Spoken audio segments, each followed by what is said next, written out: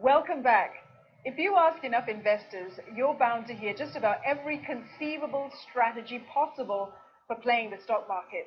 But no matter what strategy you use, timing the buy and sell of a trade is what's going to make you that profit or not. In this week's update of the Money Mine Investment Challenge, Judge Terence Wong and I went to visit two contestants who've made the highest number of trades in this competition.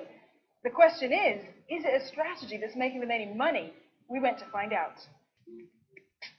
Good to see you again. Hey, Dawn. What kind of opportunities has the market been presenting the contestants in the last week? Well, I think last week was a lot about property stocks. You can see that the property market has been heating up. So I believe that, the property market is in for a revival. Some of the contestants have benefited with some of their positions that they've taken. But Chun Gi, he has gone scattergun in his approach. He has been going on for some of these small mid-caps.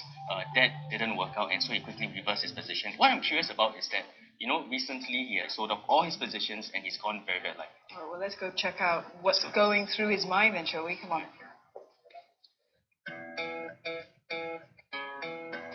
So how's it been going in the past week? Every day is ups and downs in the market, so it's quite interesting. Terence, if you remember at the beginning of this game, in the mini challenge, Chun Gi actually impressed the judges with his knowledge of fundamentals and how he read company data and so on. So what's going on here? Yeah, that's true. I think that he knows fundamentals quite well. Definitely in the top quartile or the top tier of the rest of the contestants. He probably needs to read the signals, and given that this is a very, very short period of time. What I find interesting is that he was actually focused a lot on the small caps initially, and then he went on to the big blues, and he made very, very quick flips. And another interesting observation is that at this point in the game, where we are almost halfway through, he is totally stockless. Basically, what I do is that on a down day, you actually can get a good spread out from this. So when I see where the stock market SGX is down, say 20 over index, what I'll do is I'll pick the good stocks that is actually trading at the low for the day. So that actually allows me to enter. Terence, when it comes to those quick flips that you just mentioned, Chun Gi, you made a couple of those. You could have made a bit more money, but you choose to exit. It's just that I think when I bought them at too high a price. And then what happens is that when the market turns against me, I was faced actually with a huge loss. So what I did is that I exited early. When you say that there are certain macro events that could affect the market, that's not wrong.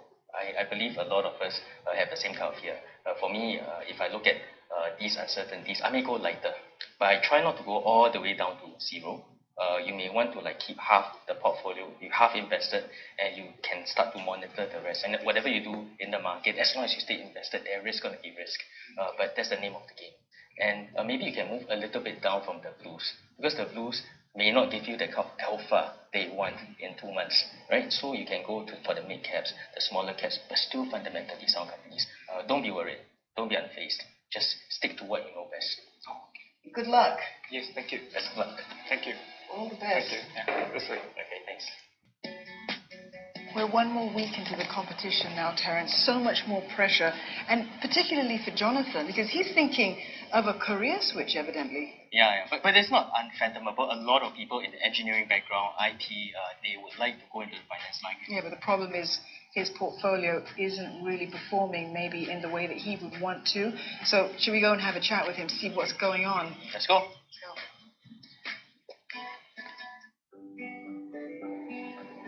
Hey, Jonathan. Hey, hi. Hey, nice to meet you. Hey. Hey, nice to meet you. Hi, Jonathan. Good to see you again. So how's it been? Yeah, I'm doing okay.